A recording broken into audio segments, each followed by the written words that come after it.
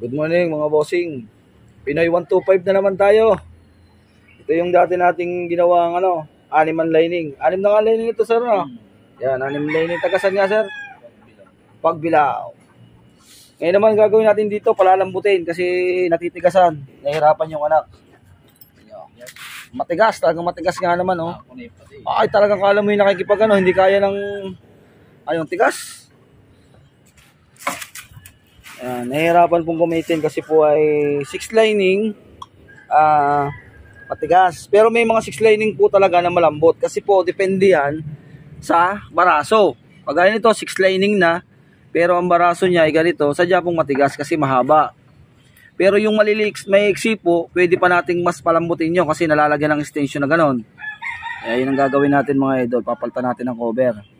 Pakita ko sa inyo yung mga papalitan kung sakaling may ganito kayong Pinoy 125 o Rossi na ganito ang lever. Para lumambot, hindi pati matakaw sa clutch cable. Ayan mga idol, ganito ang itsura ng 6 lining. Dalawang klase ng 6 lining natin na ganitong holder. May maliit na bearing, may malaki. Kaya pag naka-encuentro kayo ng ganitong push rod na mahaba, anong gagawin nyo para magkaigi? Yung cover. Ito yung cover na original. Ganyan siya, naka-push rod. Yan, oh. Papalitan natin tong cover. Tapos, ngayon paano to?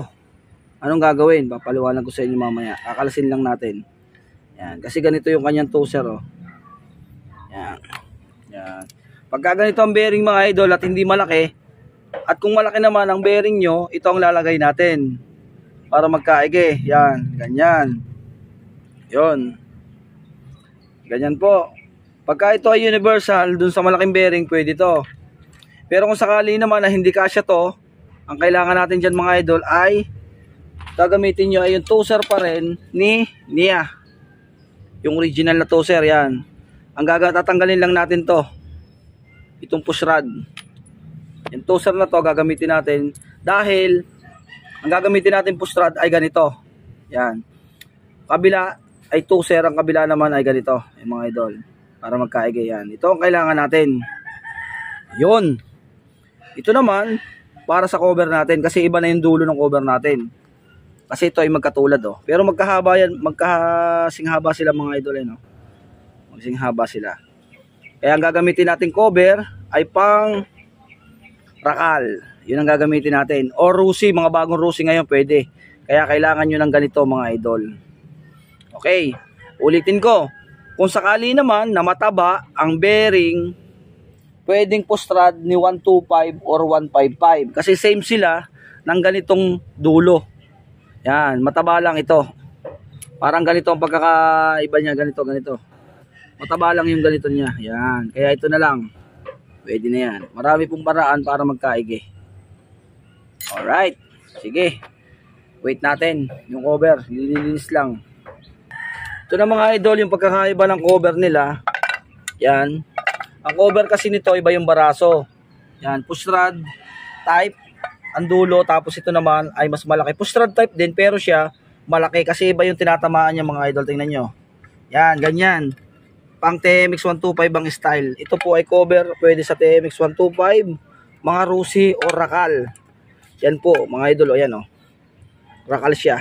Yan ang gagamitin natin para magkaigi. Ayan. Kakabit na natin to. Yan, oh.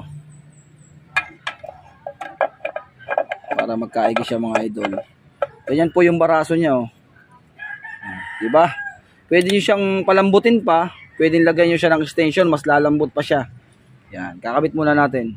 O, yan na mga idol. Tapos na. Yan na po yung project. Pampalambot ng clutch. Kung gusto nyo mas malambot pa, lagyan nyo dito ng lever. Tama-tama yung pinagpalta na ganito. Ito ang nilalagay. Ganito. Ito ang kinukuha, yan, oh.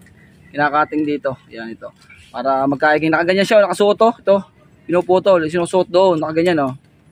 Doon, papasok doon. Nakatingin mo hanggang din, eh, yan. Okay na mga idol, oh. Pisilin mo nga tayo. Oh, malambat. Ayan na, okay na, magagamit na yan. Ayun na po, sobrang tigas. Kaya po maganda talaga yung mga ganitong lever. Kasi ito, nakaayon sa clutch ng cable. Basta maganda yung cable na ginamit at hindi matigas, malambot yan. Lalo na kung lalagyan to ng power clutch. Oh, okay na.